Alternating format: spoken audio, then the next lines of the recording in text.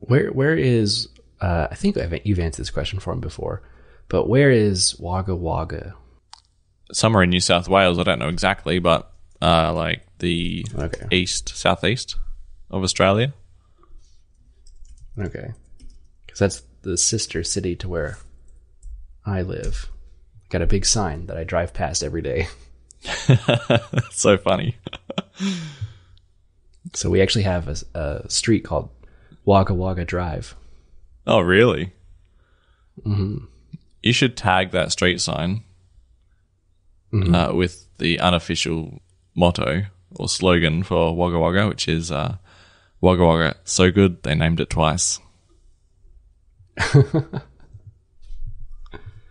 Yeah, maybe I'll put a post-it note on the sign that says that. Yeah, exactly. And then you can be the only person that laughs. Because only I get it. Oh, I think it's gettable. No, I am just exceedingly clever.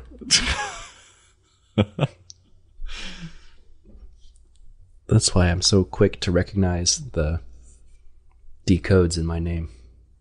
So, did you see the comment by Burger Gaming on the Reddit thread for the previous show? I did, and this is going to undermine my clever comment. I only kind of get it, I think. So, Burger Gaming said, actually, should we do a bit of a recap for anyone who missed last time? Sure. So, you go on. Yeah, I changed my usernames, mostly across the internet. I'm not Jellywoot anymore. I'm D3 Codes, and that was precipitated by the fact that I didn't like my domain name. I thought freeman.software was way too long, so I got d3.codes as my new personal website. Anyway, and then in response to me announcing that in the last episode, Burger Gaming said, so you could say David bought himself a TLDR. So a combination of TLD, top level domain, and too long didn't read because you didn't read it. Not because it was too long, obviously, but an excellent mashup, I thought. Okay. I get it. Which part were you missing? Well, so I was interpreting it the opposite way, because I've been complaining about Freeman software being too long. So I thought he was saying that I bought D3.codes because Freeman.software was too long, so didn't read it. Oh. It works in so many levels. I mean, it could be. I don't know. I think they were going from my way, though. My interpretation of it. Okay. We'll just say these are all facets that they were considering when writing this excellent joke on the subreddit. Yes. Well considered. The level of listener that we attract to the show. Exceptionally educated. They put more thought into it than I did. So it sounds like it, yeah. Oh dear. Yeah, only the highest class people frequent our subreddit. I thought it was pronounced frequent in that context. I've never heard anyone pool. pronounce it that way. I've never heard that. Oh, okay. It's definitely frequent here. Yeah, okay. Maybe it's a British-American thing. Right. Well, I thought we could put a request for reviews out there. That's how you pronounced that word, right? Request? Yeah, we pronounce it Requiest. It's way better.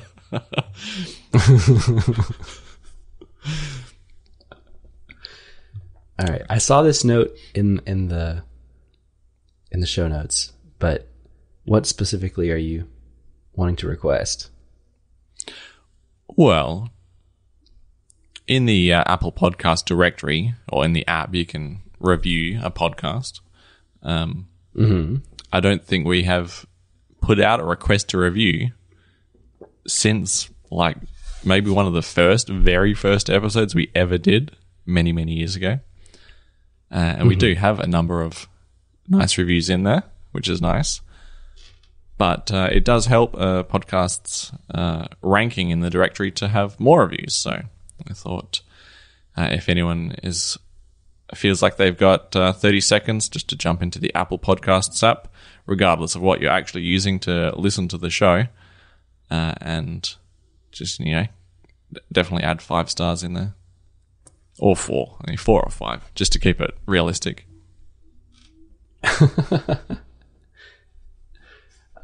I am amazed that you thought to add that comment in the show notes when you did, because it was that same day I actually was checking on our show reviews in the Apple Podcast app, and was just thinking to myself, man, we don't have very many reviews, but not any recent reviews at all. And maybe we should incorporate it into our show. I don't know how to do it without the corny, like, remember to like, comment, and subscribe at the end of the episode. But it was literally that same day, and then you put request for reviews in the show notes. Was there something specific that led you to consider that 113 episodes down the road, or did you just happen to cross it like I did? We must just be on the same wavelength. But I'd actually had this in my mind for probably 6 weeks leading up to this, and I just consistently forgot to write it down. And then the show and we hadn't done it, so I thought I just have to. It popped up into my mind again. Just have to add it to the show notes, and I guess maybe I don't know. Maybe there was a bit of ESPN. ESPN?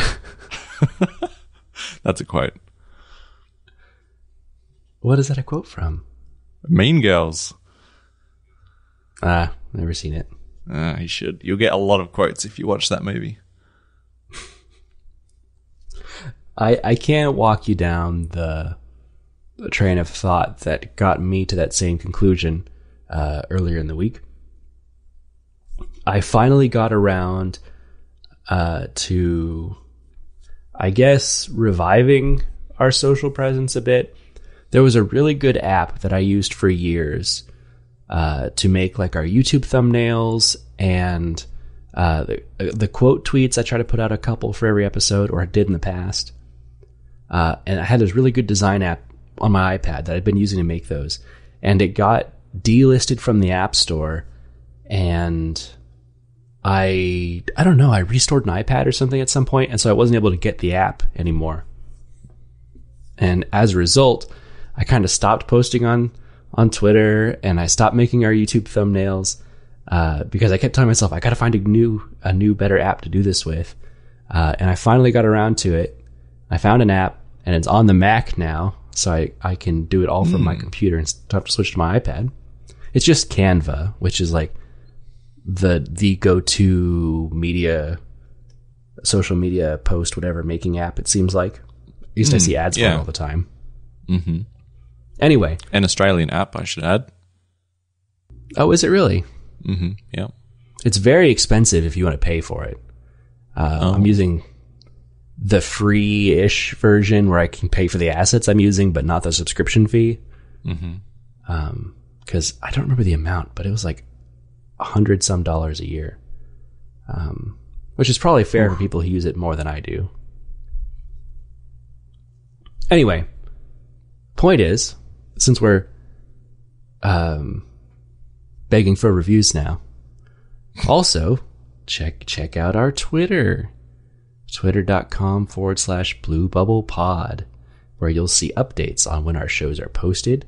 And I'm back to doing quote tweets, which is like I highlight a few of my favorite moments from the latest episode. Excellent. And I do like to read your highlights. And also subscribe to the subreddit, Blue Bubble Pod. Right. And if you like consuming your podcasts in video form, we have a YouTube channel too. You can just search us, Blue Bubble Pod, on YouTube. The whole like listening to podcasts on YouTube thing doesn't really make sense to me. But I did see a clarification from someone at one point that the auto-generated captions on YouTube help for people who are hard of hearing. So if you are, that's an option. Okay. Because I've always thought, is it worthwhile putting it on YouTube? But now you have given me a reason that it is worthwhile. Right. So, I mean, we maybe get 1 or 2 clicks per episode on those, but it's not really that much work, so I will continue to do it. Mm-hmm. Excellent. All right. Anything else we need to plug? What else do we have? Nothing. Nothing. Nothing. Well, I've played around with things like SoundClouds and Instagram accounts, but I've given up on those, so don't follow those. That's fine. I don't think we really need anything else. Give us a star in Overcast. There you go. Ooh, here's a thought. Well, just rate us in whatever Apple Podcast app is native to you, I suppose. But I realized that our ratings are not like show specific. They're like region specific. So if you go to like applepodcasts.com.au/our podcast, you'll see different reviews than the US. That's right. So I actually don't know what our US based reviews are. Huh. Interesting. There was a site that I used once which aggregated all the directory reviews in one place. Maybe we're getting tons of reviews out of the UK that we don't know about. I don't know. But yeah, we should check that on maybe. that. Yeah. Oh, here's another thing.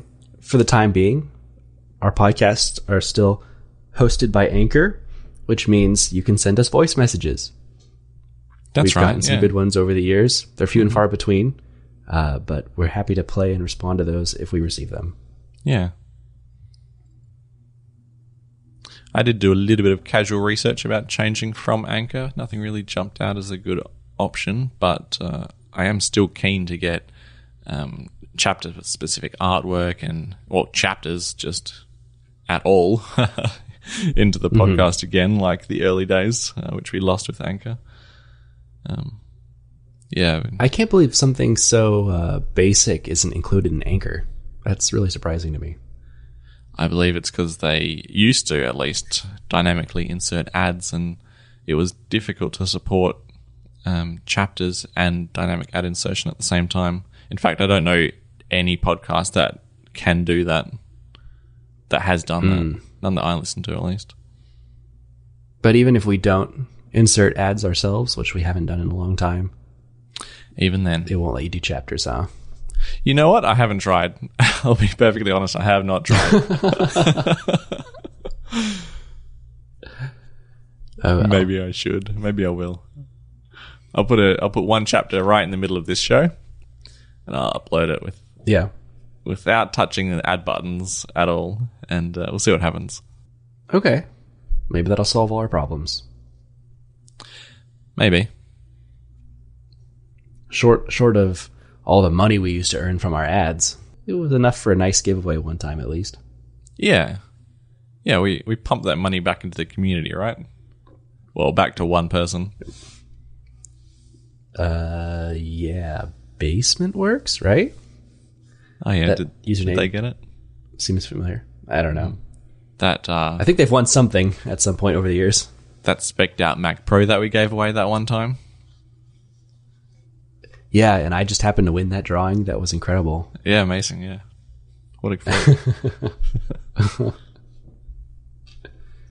We do need to figure out something to do for our 5-year anniversary that's coming up in a couple months. 5-year anniversary. Incredible. Okay. That was not on my radar yet. What's the anniversary date? Do you have it handy? The specific day? Not at the top of my head, but our first episode was published very early January, so, basically our first episode of January will line up with it. All right. Start putting some coins in a jar, and maybe we can buy something for somebody. There you go. The new Apple VR headset will be out by then. Yeah, maybe. So yeah, that's what we gotta say is you got to start following our Twitter account now and subscribing to us on the subreddit and leaving reviews, because we'll be considering all of that for whatever we do for our 5-year anniversary. Yes. In fact, an entry to the competition comes in the form of a 5-star review or 4-star review. Yeah, we've done the comments on the subreddit and the retweets before, and now we're just going straight to reviews. Yeah. And next year you got to send us money to enter.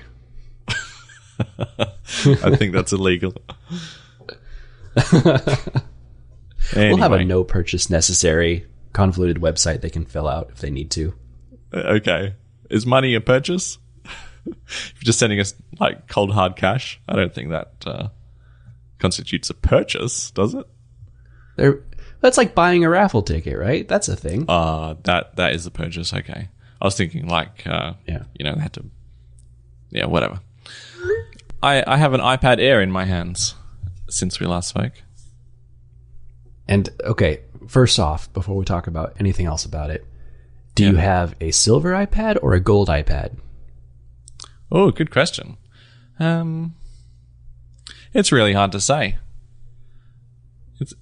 If you look at it, if it's reflecting a tungsten light or a warm light, it's quite gold. But if it's reflecting daylight, I would say it was silver. Okay. And is that a color you're satisfied with? Or is it ruin the purity of all white devices for you? Look, it's in the folio case nearly all the time, so I never even see the color. I take it out every now and again just to admire it.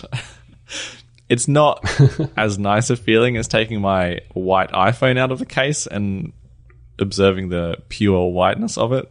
It's not as good as that, but it's pretty good. So aside from the color, how are you finding it? All right. Well, it's really good. A few things that are, I guess, new to me is having Touch ID back in the lock, or not back, but in the lock button, or having Touch ID on an iPad is quite unusual. But I really like it. I think I've said before how much I'm kind of on the fence about Touch ID versus Face ID in various devices that I've owned in the past, and switching back and forth between them. But now that I've had a modern iPad with both, I think I kind of like Touch ID more. Because, yeah. The thing I don't like about Face ID is, like, if the iPad's in your lap, or if it's in a certain position on the desk, or if it's just flat on a surface, then to use Face ID, you have to, like, do that weird, like, peer over the iPad just to get your face in the right spot. Or you have to pick up the iPad to your face. So you have to manipulate the iPad to get Face ID to work. Mm-hmm.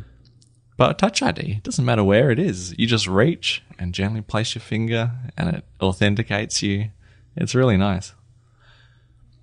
The only downside is that now I have two devices with featureless fronts, and they have different authentication methods. So am I ever going to stop swiping up on the iPad to try and unlock it? No, I don't think I'll ever remember that it doesn't have Face ID. Maybe after a few months, but yeah. Well, I can tell you that that's not the case for me. I still have my iPad mini and my iPad Pro, and it works both directions. Half the time I go to my iPad mini and swipe up and think it's going to unlock. And the other half the time, I go to my iPad Pro and rest my finger on the lock button thinking it's going to unlock. So it never goes away. Not for me, unfortunately. That's a shame. I will say, with the iPad Pro with the Magic Keyboard that kind of makes it more like a laptop, I never really had the situation where it's resting on something, so it always unlocks for me. So in that case, I like it. But I could see where my iPad mini it could be in more situations where Face ID wouldn't work quite as well.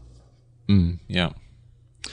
Well, speaking of having it in the keyboard case, how about the volume buttons switching around based on orientation? This is driving me spare. It is... I cannot believe it. I mean, I can believe that they made this change, but it is so frustrating. Well, I'm fairly sure on the last 11-inch iPad Pro I had that the volume buttons didn't switch around.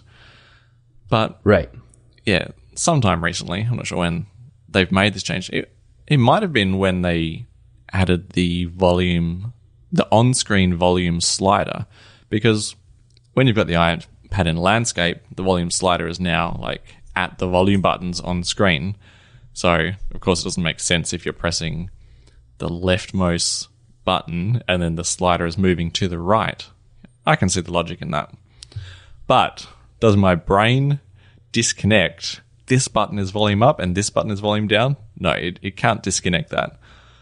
Maybe after a few months, but currently it's just hit or miss. Like the one that's up when it's in portrait mode, it's just always up for me. Interesting. I don't have that issue at all. I think the new dynamic volume buttons, or whatever you want to call them, is very intuitive. But I didn't realize they implemented that on the iPad Air as well. Because on the Mini they did it because they moved the volume buttons to the top of the device. Right. But on the Air, they're still staying in the same spot. So I could see where them being in the same location as always, you'd just be used to them behaving a certain way. And there is another downside. If the screen is off and the iPad is flat on a surface, there is literally no way to tell which one is up and which one is down. Because it just depends, like, what orientation is the iPad in. Something I hadn't really thought about before is that the iPad's constantly monitoring its rotation, its orientation, even when the screen's off, because, you know, as soon as you unlock it, it has to be in the right orientation. But if your screen's off and you just, like, place the iPad on a desk, I guess whichever, like, if the long edge hits the desk first, then it's probably in landscape and vice versa. But then if the screen's not on, for you to tell what just happened, then, and you want to adjust the volume, well, it's just like a 50-50 guess. There's no way of knowing. Well, you can turn it off if you really don't like it. Excuse me? Yeah. I can't tell you off the top of my head how to do it, but I know that that's an option. To stop the volume buttons from switching? Yeah. I'm trying to Google it quickly now, but I know it exists. Teach me your ways, master. What's in? Maybe the sounds? You go to the settings and then sounds, and then at the bottom of sounds, there's a toggle that says fixed position volume controls. I don't have that. It's not there. What? I got keyboard clicks and lock sound. They're my only bottom two things. Oh, yeah, there's supposed to be one below that. Are you on the beta? I'm on the beta. Maybe they removed it? I don't know. Which iPad is this on that you're checking? I'm reading an article, 9 to 5 Mac. Okay. It says this is specifically in 15.4, though.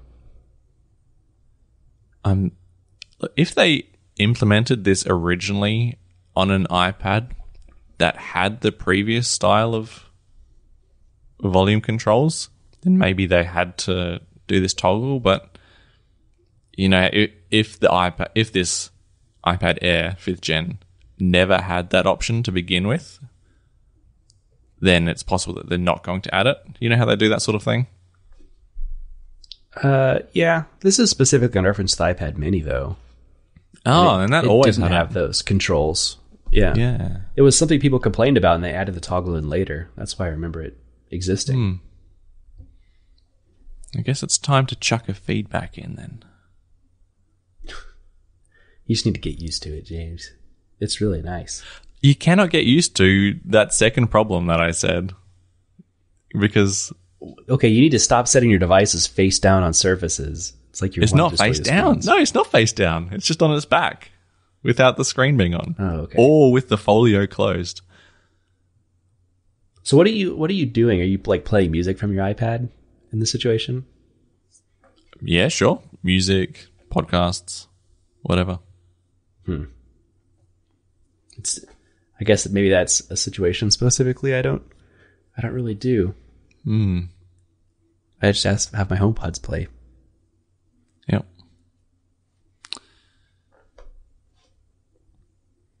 Speaking of audio from the iPad, the speakers are really good.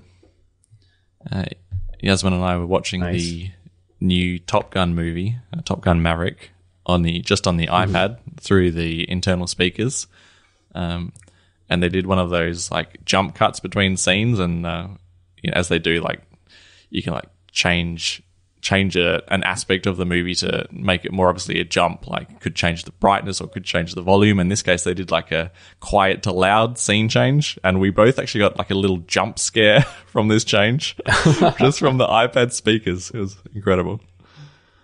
Wow, and these are just like the two stereo speakers in the iPad Air, right? Yeah, I haven't looked it up, but I mean, it's got 4 grills, so might it have 4 speakers? It might. Gotta look up the spec sheet now. So what are you using your iPad Air for? Movies, everything. Music? Everything. Yeah? Well, kind of be everything. a laptop replacement for you? Look, we're getting to that. We're getting there. Okay. There's more. Okay. Yeah. But first I've got 2 other things I want to mention. So center stage, I've never had before. So that's with the front camera, it's ultra wide, and you're in a FaceTime call, and it's like automatically cropping to the number of people that's in the call. I added this specifically because Yasmin said, like, this is a game changer, because she's always FaceTiming her parents, multiple times a week. And the kids are jumping in and out of the call as they do. They're never just there. Yeah, she is blown away by it. She's very happy with the center stage, and she's not going to be... I think she's going to be stealing this iPad from me when she wants to do FaceTime calls. Okay. Yeah. Good. A real-time follow-up on this. The iPad Air does only have 2 speakers. Okay, cool. Well, they're good. They're adequate. USB speed is something I'm having problems with still. I haven't got to the bottom of this yet, but I assumed that I'd be just plugging in my USB-C camera into the USB-C iPad with a USB 3.1 cable or whatever the fast cable is called, and getting good transfer speeds, but I haven't experienced that just yet. I wasn't too upset because my long-term plan was to get the USB-C SD card reader, and that has been ordered and is due in a couple of days. So hopefully that'll solve my transfer speeds. But one of the reasons for buying this iPad was to quickly get photos of the camera and into Lightroom. But so far it's been a little bit of a frustrating experience. I'm not sure why the speed is so bad though, because both my cameras are USB 3, the iPad's USB 3 as well, and C to C's, as long as you've got the right cable, should be pretty straightforward. Interesting. Yeah, so this would be a situation where, the iPad Air's port is slower, but it's slower than the Pro Strap Thunderbolt, and I don't think the Thunderbolt would be a benefit to you in this situation. Are you sure No, it's I USB think 3, or is it a USB 2.0 port? 100% sure it's USB 3. 99% sure. Yep, USB 3.1 Gen 2. Yeah, okay. Actually, I think now you mentioned the cable I had might have been 3.1 with no gen, so perhaps that's a limiting factor. But anyway, the SD card reader's on its way, so I don't know. Really hoping that fixes any transfer speed issues I've got. Yeah, up to 10 gigabits per second. So there should be Which would be lightning fast. fast photo transfers. Pardon the pun. That's Thunderbolt 1 speeds.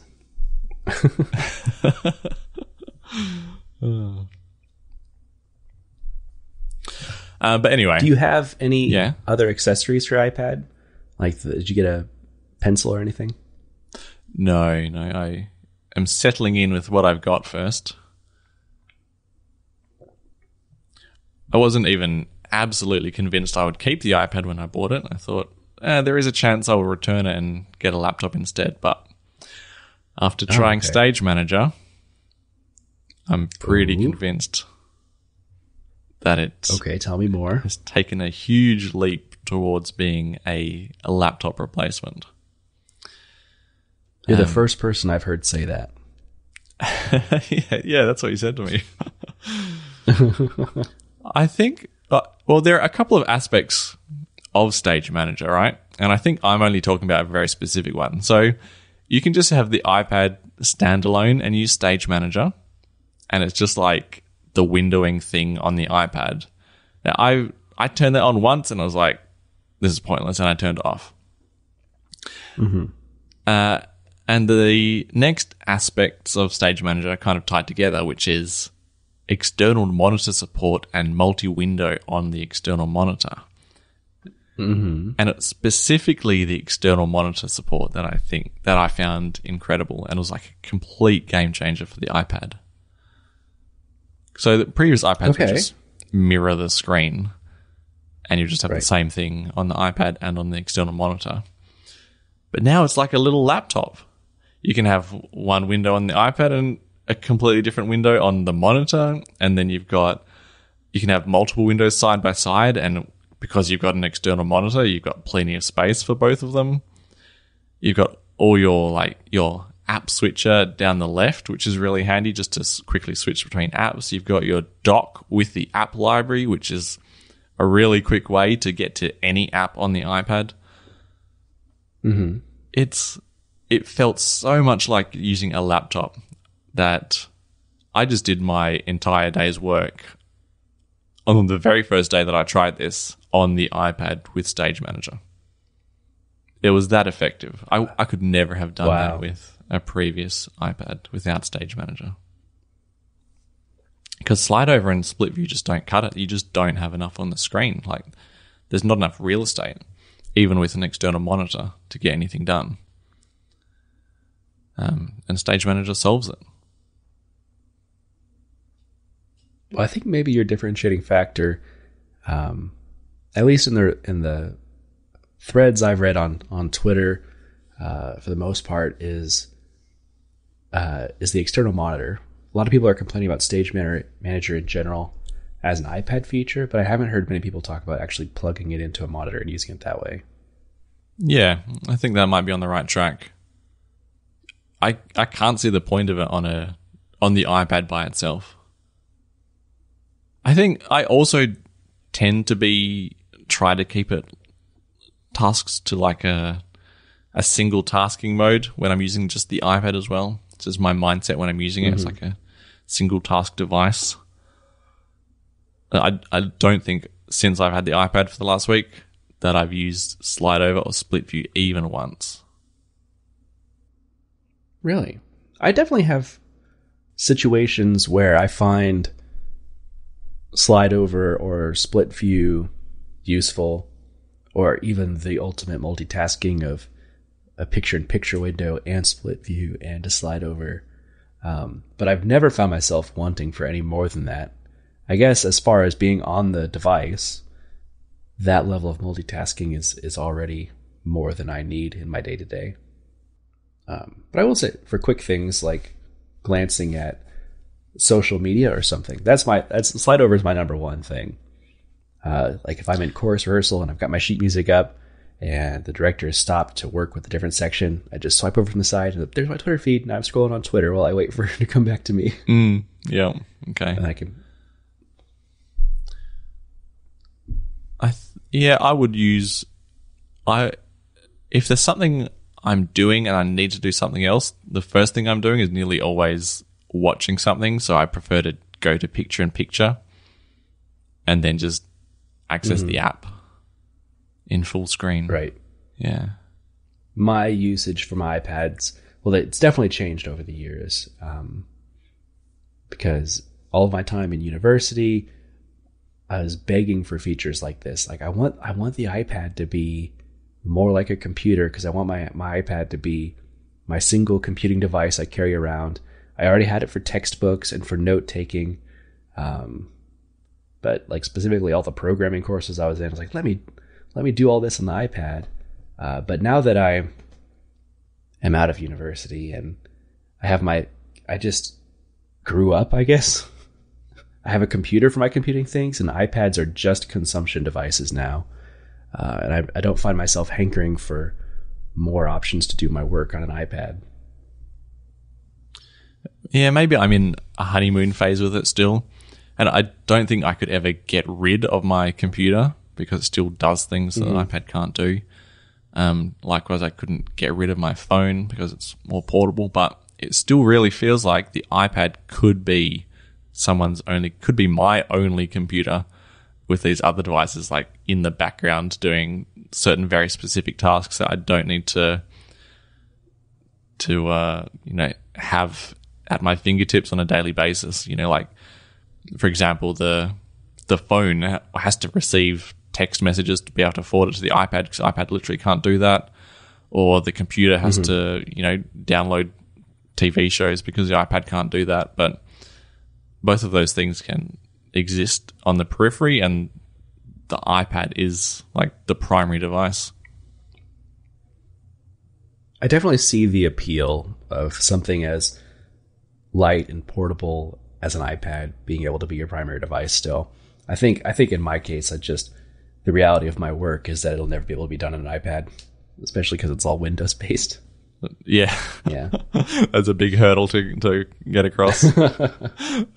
I mean, you could just VNC to a Windows computer from your iPad. There's actually like Microsoft's remote desktop app for iPad is not bad. And that was one of the solutions I tried for a while years ago. But it's just not worth it. I'd just rather carry a laptop. Why have a reduced experience like that just to say you can carry the iPad around? Yeah, true. So having said all of that, am I using the iPad as my main computer at the moment?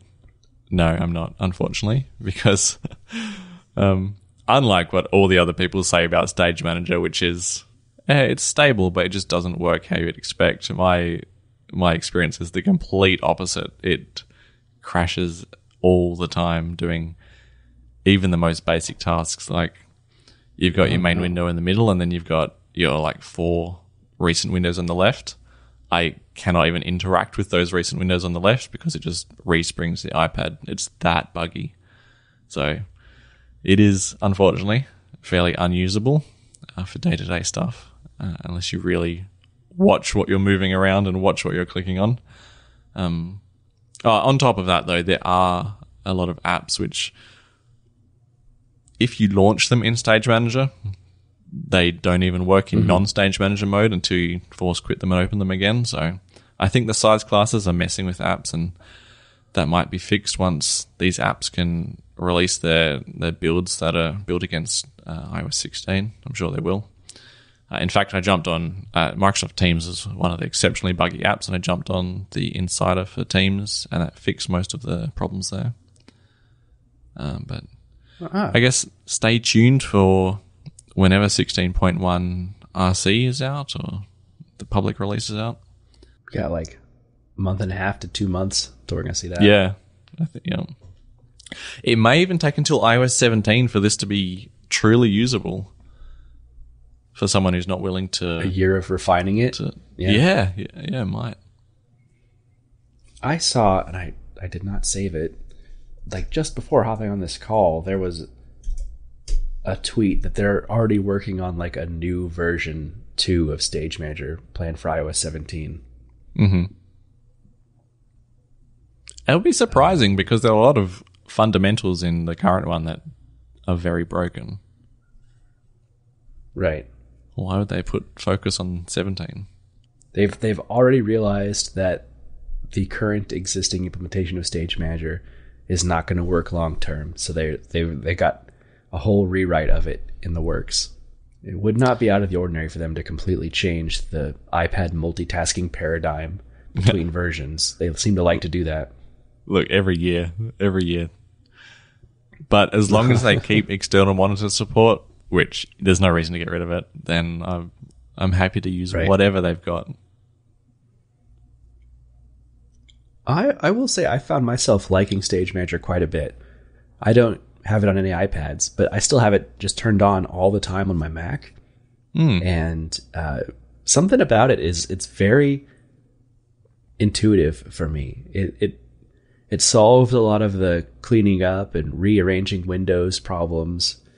It still does a couple weird things, like if I drag a file from one Finder window to the other, and I get the little progress bar that pops up, it'll pop up as like the primary window and shove everything else off to the side. And then once it's done loading, it'll pull back up my other windows. All right. So they need to like those little pop-up windows, they need to make those not force everything away. But yeah, I really like Stage Manager on the Mac. So I'm anxious to get to try it on the iPad someday whenever I get one that has support for it. I don't have the beta on my Mac because it doesn't support it, but there has been work to get Ventura running on old Macs, so I may go ahead with that and give Stage Manager a try on the Mac, but yet to be seen. I've been considering going down that route as well. I guess my iMac I'm recording on right now doesn't support it.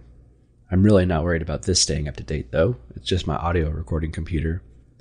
But my 2010 Mac Pro that I built out a couple years ago, apparently people are able to get Ventura running on that too. So maybe I'll try that for fun. Nice. So it's very much just a NAS for me now. It sits downstairs with 6 terabytes of hard drives in it, and I just copy all my files onto it. Good. Yeah. That's where computers are heading, man. That's the future. Network attached storage? That's it. These big desktop things are just going to be storage sitting in a basement. Right. I mean, that's basically what it is now. Everything's on that computer downstairs, and I can just, if I need a file, I can get into it, I don't know what it's called, through the Finder on my laptop, and I can grab that file off the desktop. It's pretty convenient.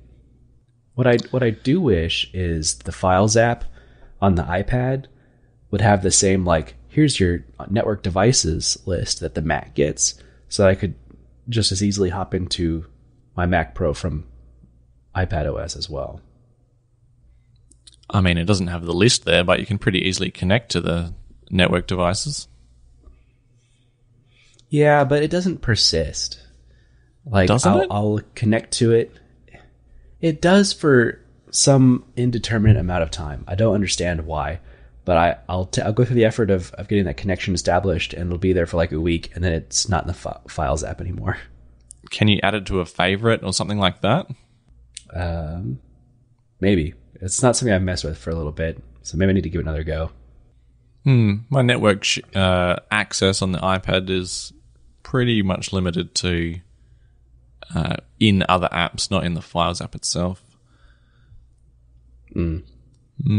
My actually go-to thing that I did from my like iPhone or iPad was I've got an arcade cabinet set up with a Raspberry Pi in it to emulate different consoles, and the way that I get ROMs for different games on there is I connect to it over the network and transfer files on, and I've always did that through the Files app, but I always had to repair, and it was so frustrating.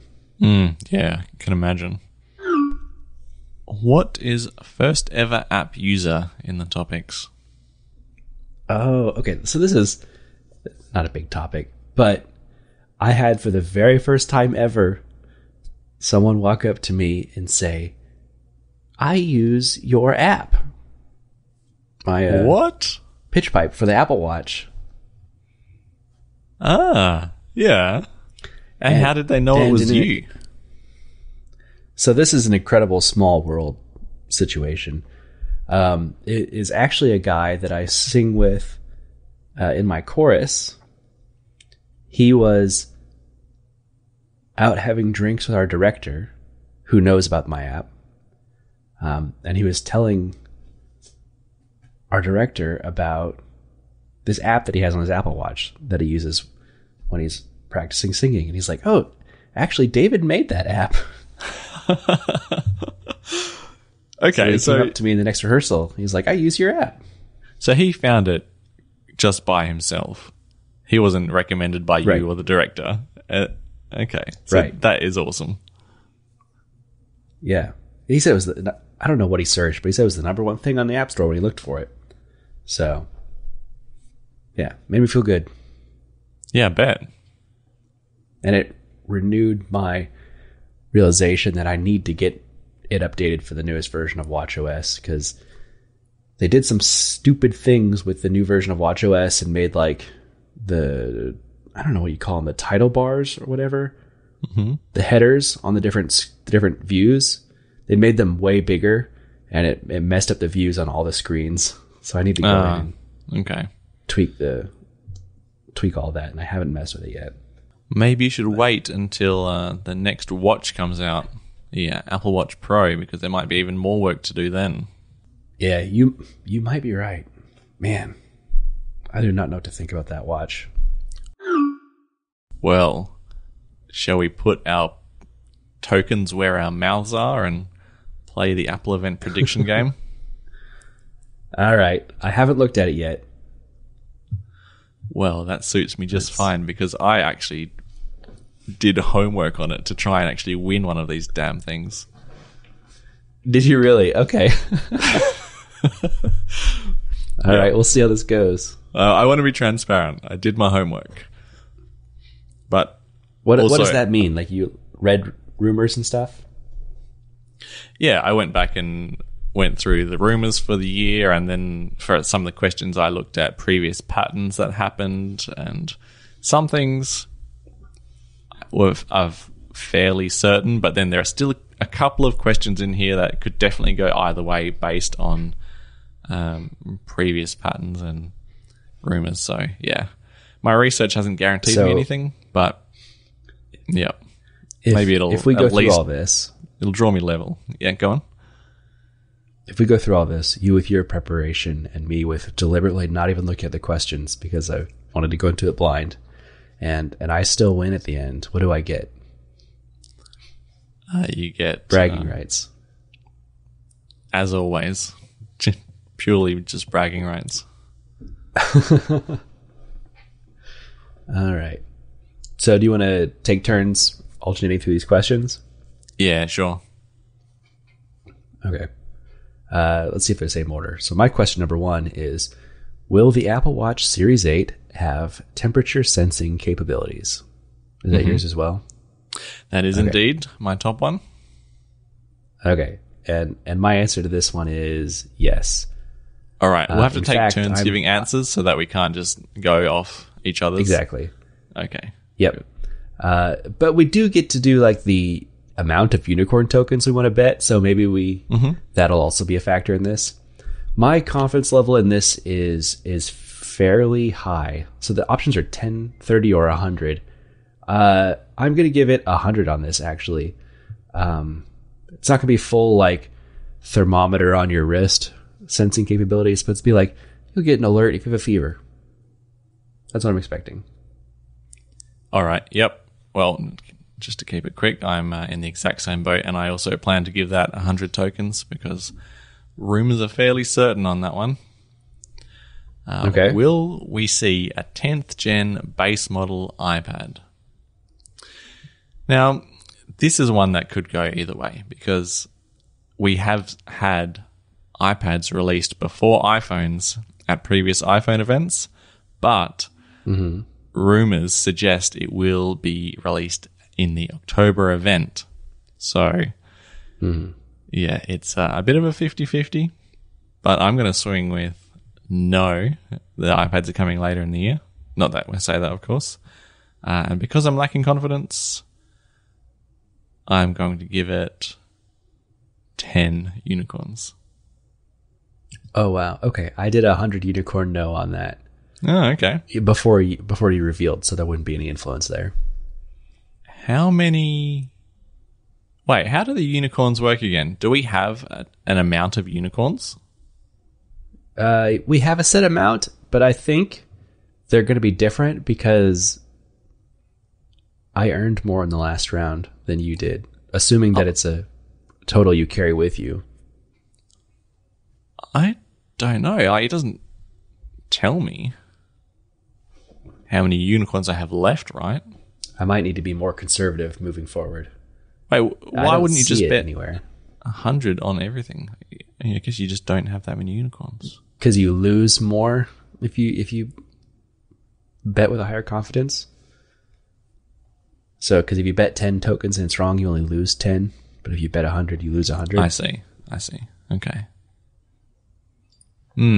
All right. This one's very subjective.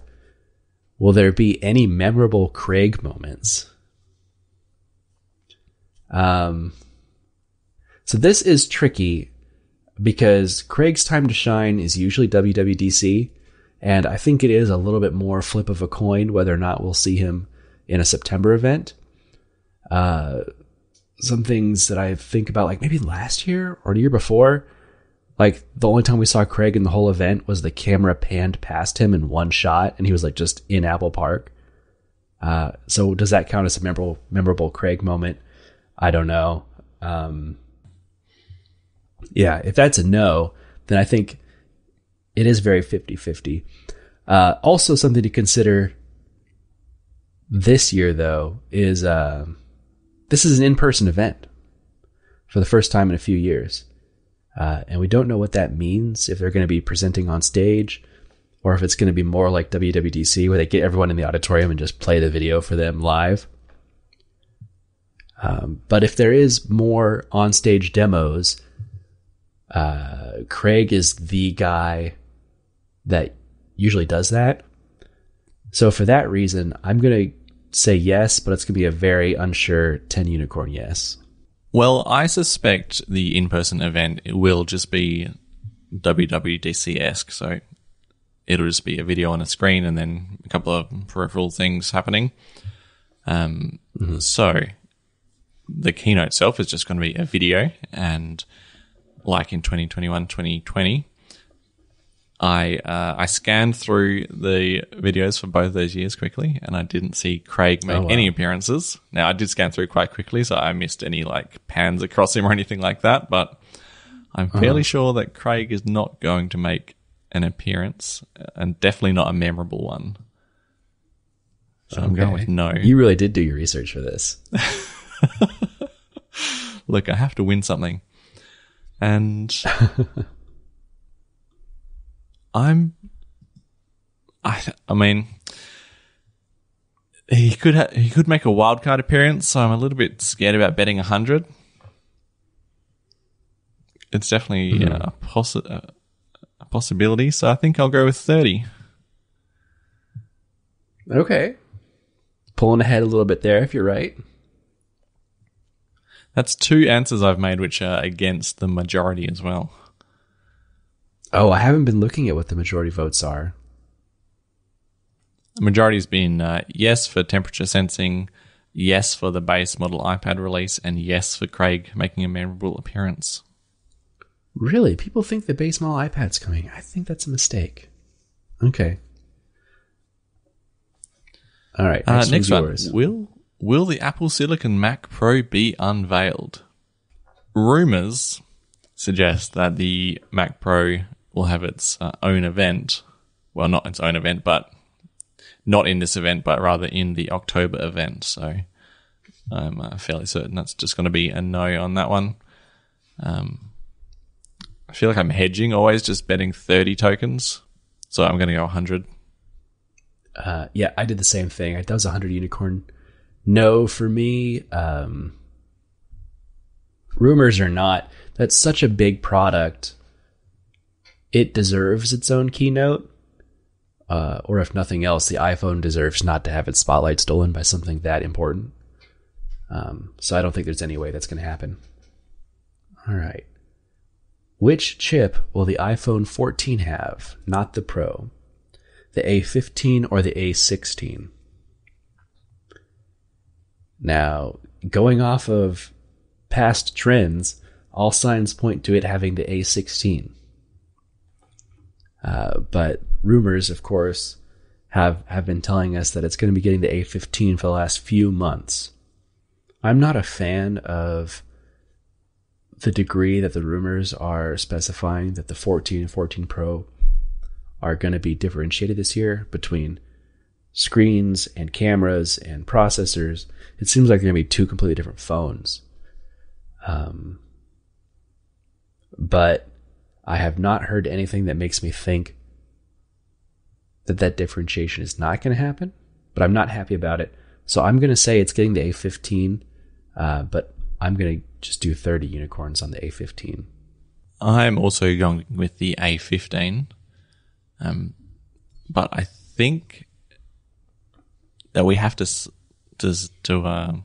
kind of specify that the A15 is the technology or the process we saw in the A15, because it may not be called the A15. They may even call it like the A16 something, like something that that denotes it's different. So by choosing A15, I'm saying it's the last year's process. It may also be the A15X, like X being not an X, but some name as well, some modifier. That's what I'm guessing. So I'm gonna guess then, since we're being a little bit more specific on this one than the past ones, I think if it gets the A15, they're either not going to mention the processor at all, and it is going to be spec'd as the A15 on their website still, or if it gets a call out, they're going to say it gets the improved performance of the iPhone 13 Pro's A15 processor, because I'm assuming it's going to get with the full GPU core count that the iPhone 13 didn't. And so they'll upsell it that way if they mention it at all. That's a good idea. Yep. I can get on board with that. So, and my only point of reference on that is iPhone 5C. They didn't do anything funny with the processor name on that. They just straight out said, no, this is the A6 or whatever it was that it had. That's going back a long way for a point of reference. It's the only other point of reference we have where they released a phone with the previous year's processor. Oh, this one's mine. Will the Apple TV 7th Gen be revealed? I'm really unsure about this one because there were some fairly light rumors that we were getting a new Apple TV this year with the A14, but the rumors were alongside things such as being updated to support the new gaming features in tvOS 16. Well, unless you count Switch controller support as a new gaming feature, that really didn't get any gaming features in tvOS 16. Unless they're hiding it for the hardware announcement, and they're going to unveil it all then. Oh, yeah. Interesting thought. But Apple doesn't really like Apple TV. It's just a hobby, like they always say. It's still just a hobby. So yeah, I'm going with a low confidence no. Just putting 10 tokens on that. This is tricky because, like you said, there were rumors about a gaming Apple TV earlier in the year. And then even more recently, within the last month, I'd say, there was some regulatory filings for, or maybe it wasn't a regulatory filing, maybe it was something in the operating system. But people saw an identifier for a new Apple TV remote, like a new generation. So I think it's a given that there's an Apple TV in development.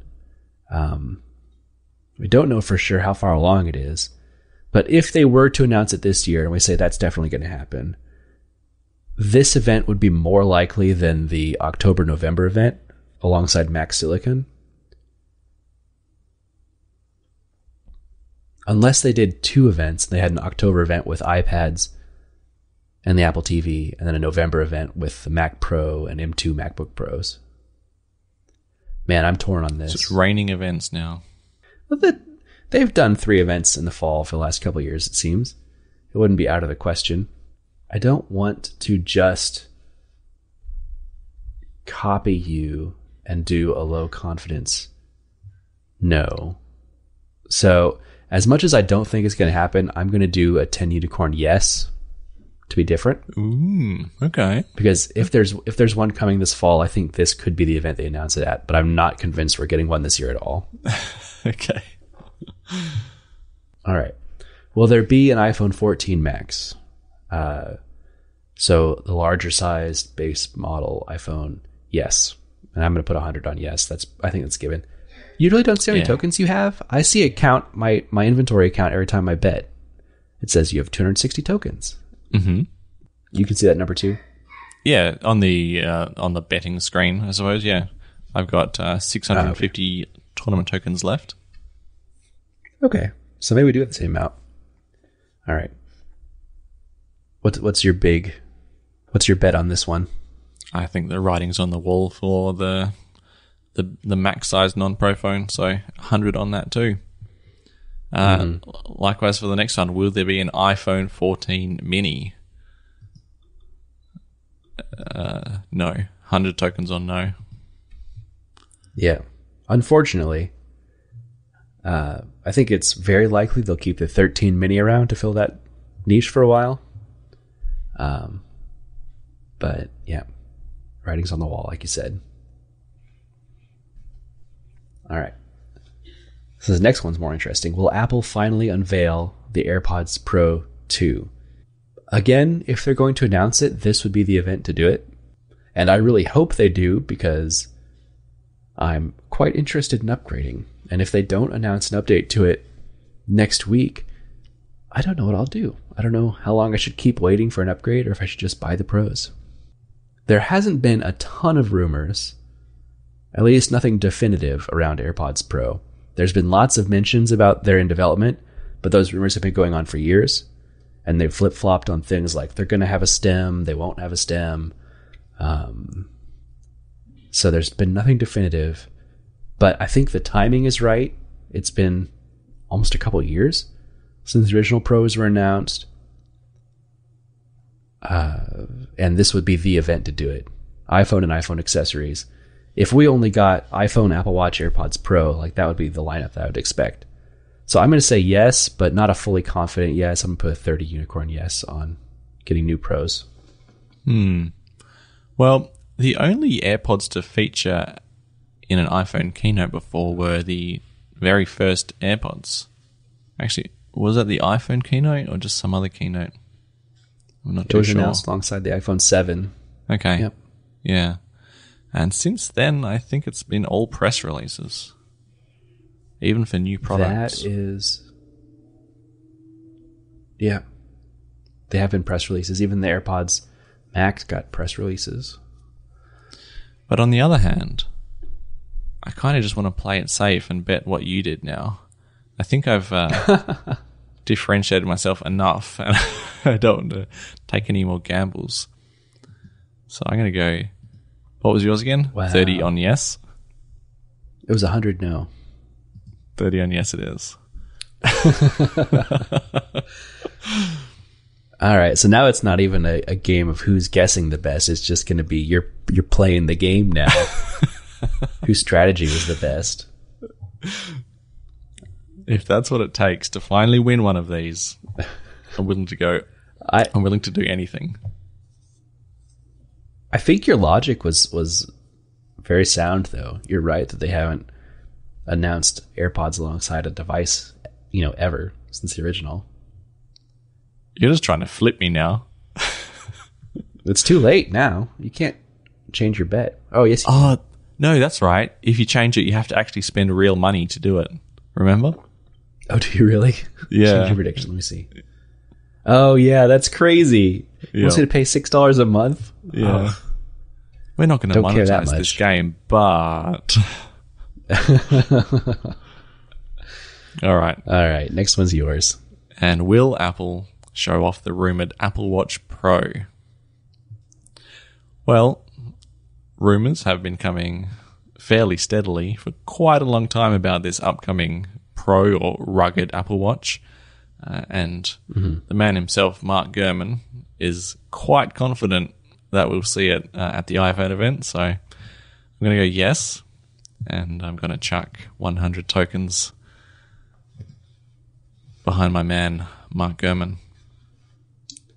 So what do we want to... I guess it's not up to us, the mods or whatever, going to decide whether or not these predictions happen.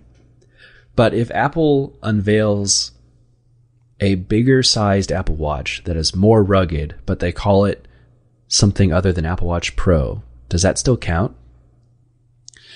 Yeah, like you said, it's up to the mods, but I think they'll probably take anything that's a more expensive Apple Watch, and they're not going to make a cheaper one. So, yeah, I think this rugged version will be more expensive and deserve the Pro moniker, even if that's not the official name. Okay. Well, regardless of what I think, I have to match your bet because we're playing this game. Now this he's way playing now. the game. I think it's very likely, though. Like you said, there's been a lot of rumors to this effect. So I'm fairly confident that's going to happen. Here's my question to you about the Apple Watch Pro. I guess this is not even a question for you because I don't think you're considering an upgrade too strongly at the moment. But how much is too much for the Apple Watch Pro? Like, if this is a $1,000 wristwatch, it would be hard for me to even justify spending money on that device. Well, but at the same time, if it's the only way I can get the redesign, and I otherwise have to get a Series 8 that looks identical to the Series 7, that looks identical to the 6, to the 5, to the 4, that differentiation will go some distance in drawing money out of my wallet. Well, looking at like high-end sports watches, maybe not even high-end, but like the most expensive Garmin watch you can get, it's in the mid. It's like between 1,000 and 2,000, probably in both currencies. Wow. It goes more towards 1,000 and Australian dollars, more towards $2,000. So I think they could easily get away with charging that amount for the watch. It seems like the watch would have to be more than the rumors are saying to justify that price. Because what I've heard is the screen's going to be a little bigger, the battery's going to be bigger, and the case is going to be more rugged. Right? And if that's all you're getting for the Pro price, that's not the, dive tracker or whatever that's built into those high-end Garmin watches that are very specialty and niche. So I don't know about just a tougher Apple Watch that lasts, a full 2 days or something, if that's worth the same amount as those Garmin watches.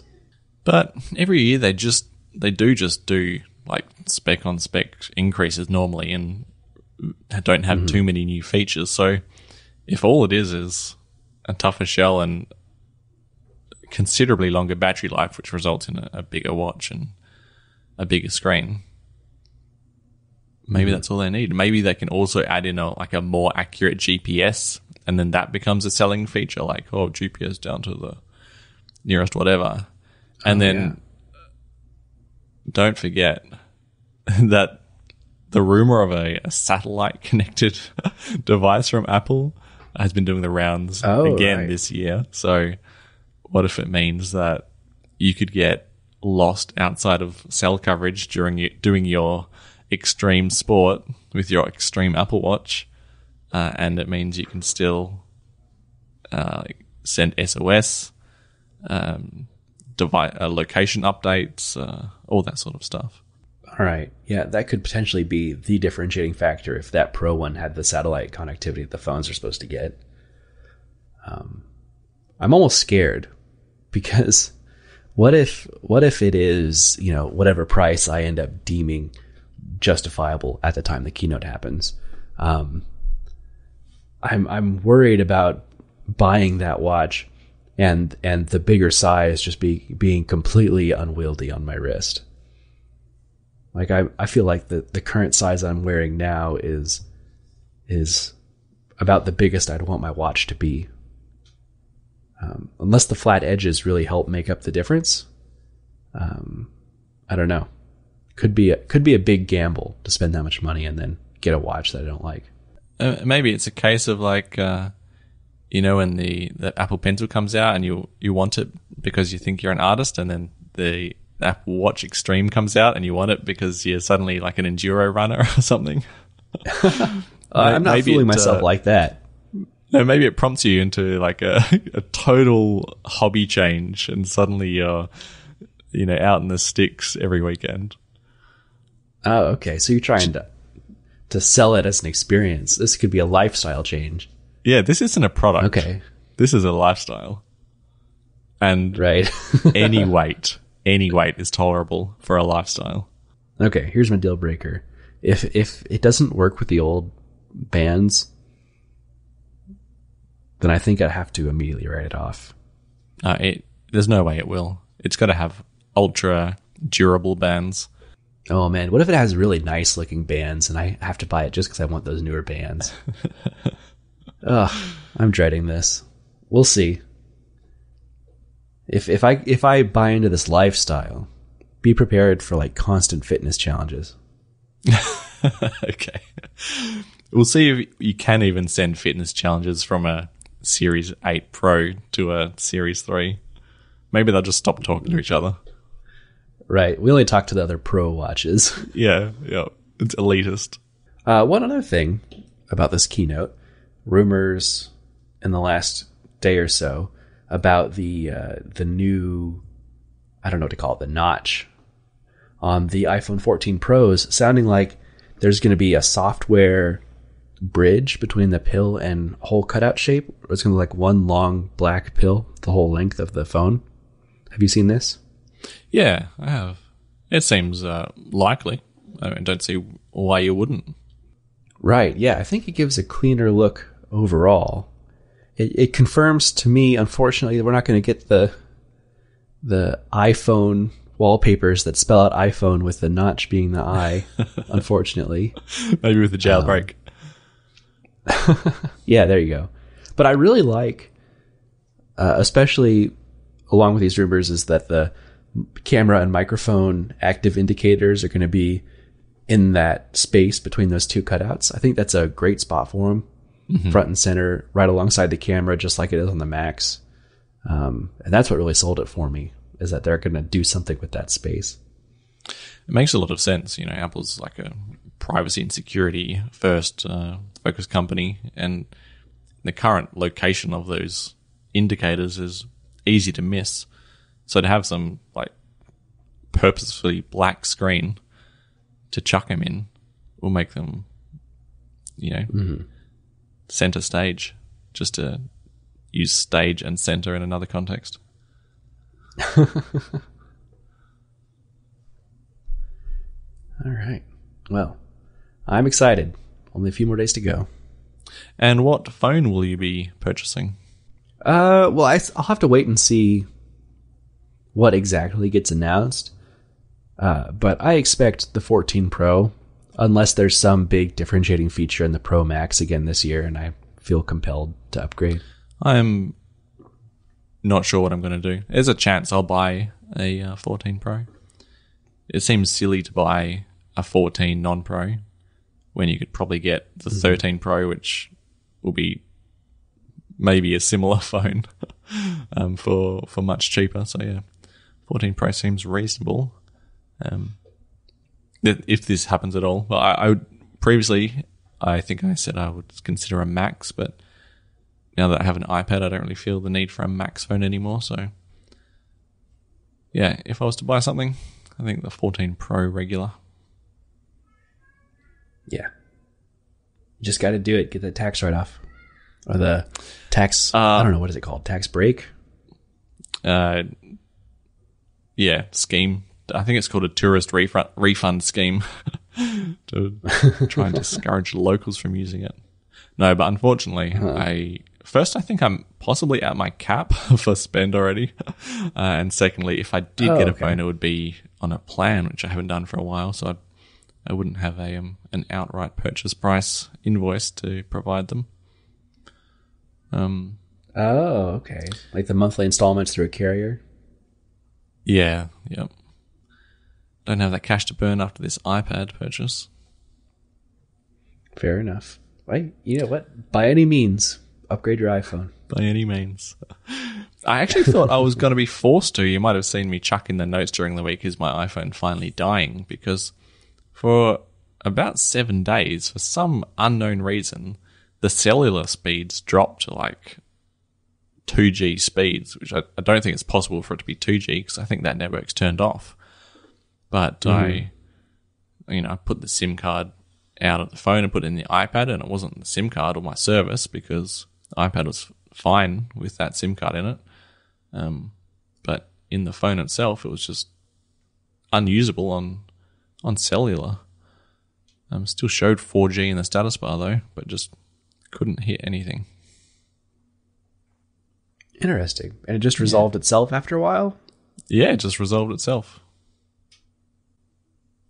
Huh. Yeah, it sounds like it's time to upgrade. It does, doesn't it? Yeah. I thought it might even be because it's on iOS 16 beta, so DFU'd back to 15 or still the same. Then I did a DFU up to 16, like a different beta, still the same.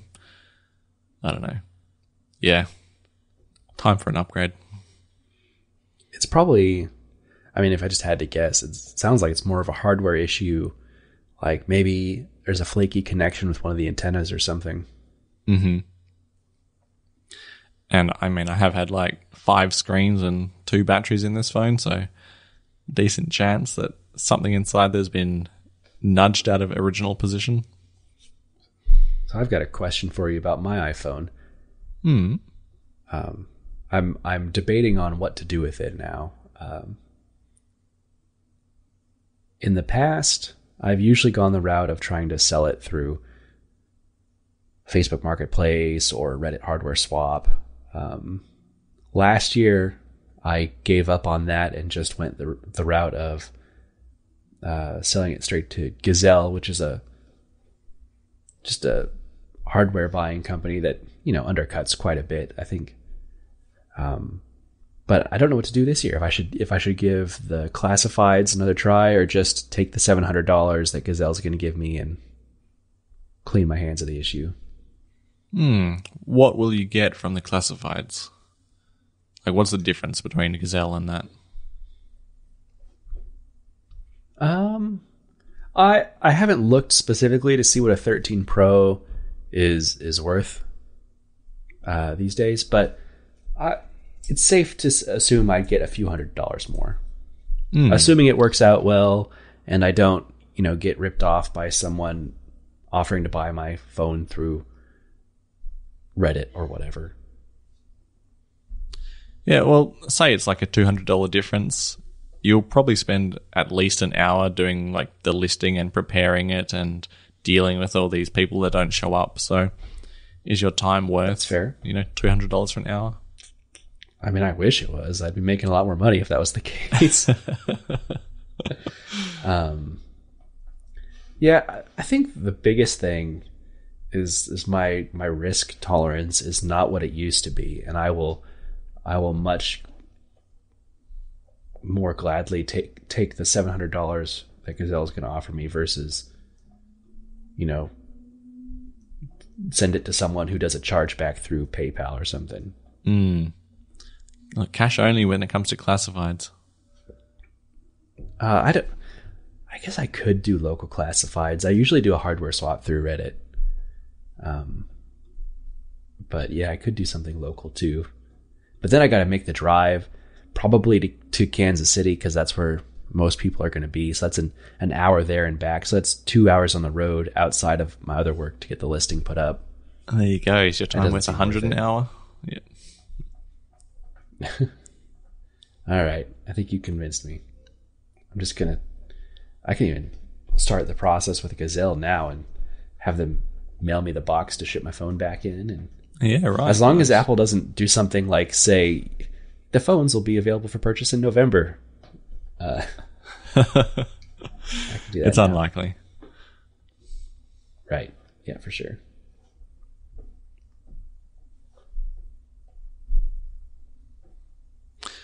All right. Well, I am James VDM on Reddit and Twitter. And I'm Jellywoot on Reddit and D3Codes on Twitter. And you can find the show notes at reddit.com/r/bluebubblepod. And please like, comment, and subscribe. So outside of my phone, I have a more interesting question to ask, actually, which is, what should I do with my watch when I upgrade? Should I mail it to you again? Or what I was actually considering for this year is maybe I should save this Series 5 watch and activate it as like a child device. Not to give to my daughter for her to wear all the time as like a toy, but as a replacement for those times I stick an AirTag on her for like when we're on vacation or traveling or whatever. I can put the watch on her and then I get more precise location tracking and I have the ability to call her if I want. Well, I wouldn't say no to you mailing it to me, of course, but if you are going to use it for her, wouldn't that mean you had to have a cellular plan on that watch as well? Yeah, but activating a cellular plan is $5 a month on the watch, so it's not that big of a deal either way. And you can just add and remove as you see fit as well. It doesn't have to be there all the time, does it? Right. Yeah, I'm sure that would be the case. So, I don't know. The problem is it's the bigger watch, and I don't have any confidence that it would fit well on a 6-7-year-old's wrist. No, probably not. So, it might be worth, if I'm going to go that route, looking into like an SE or something for her. You need at least an SE to do family setup on the watch, don't you? The Series 3 can't do it. Yeah, I believe so. Yeah. Yeah, I don't know. It's almost too nice of a watch to use just for that. Like, for just a kid watch, I'd get an aluminum one and a cheap one, but I've already got this one, so I don't know. That's my big question as well. You remember the last time I put my watch on Hannes for 5 minutes and he scratched the screen to smithereens? Haven't made that mistake again, but that can easily happen. She's a couple years older than you, Hannah, so hopefully she wouldn't do that. Yeah, she's still a child, though. How about this? I'll keep her off of boats. And away from the hardware store. Right. Yeah, I don't know. A tough decision. Definitely more useful than an air tag. Right. But it takes a lot of... Yeah. I need to put it on her wrist, I think, and just see how it fits. Because if there's not even a good way to keep it on without it falling off, then that answers my question. Maybe the necklace route. Oh. Yeah, does the tracking and calling stuff still work? If it's locked, or is there a necklace that keeps it unlocked? You go into the watch app and you can turn off wrist detection. So it actually adds a lock icon into the control center of the watch, so you can lock it and unlock it manually instead of having the wrist detection. Okay, well that changes everything. Maybe I'll have to look into other ways to attach an Apple Watch. The fob. She loves her necklaces. The pocket watch, the chain to the belt loop, like kids used to do in the thousands. Right. Having on her wrist might even make her obvious. Sorry? So the necklace might be too obvious if someone wanted to like snatch it. But it's under her top, right? Oh, I suppose it could be. Yeah. It doesn't have to be hanging out in the open like that. It looks like they actually make Apple Watch bands designed for kids as well, so maybe I need to play with some of those, see if that solves my problem. Might need a smaller watch, though. Yeah, that's true.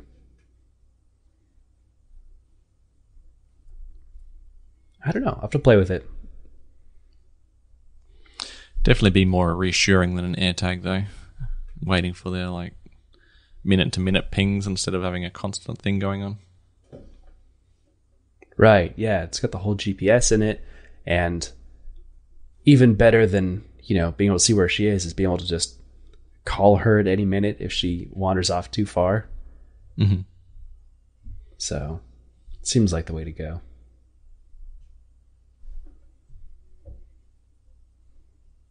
I didn't realize you were still on a Series 5. You really restrained yourself the past few years, haven't you? I've had incredible restraint. I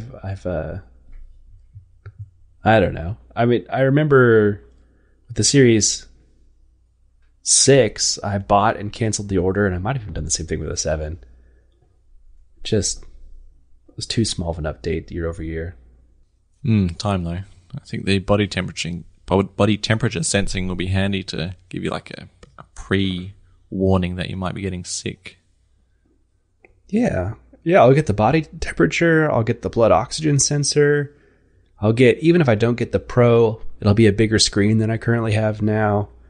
So there's lots to gain in this upgrade now that I've waited a few years. On the ATP podcast, Marco, I think, was saying even going from the 7 to the 6 and the bigger screen on the 7 was actually noticeably nicer, despite the very small percentage increase in screen size it got. Okay. Yeah, I've been fortunate not to have seen or played with the Series 7 in person, because maybe that would have swayed me. But in my head, they've been so close that it wasn't worth the upgrade.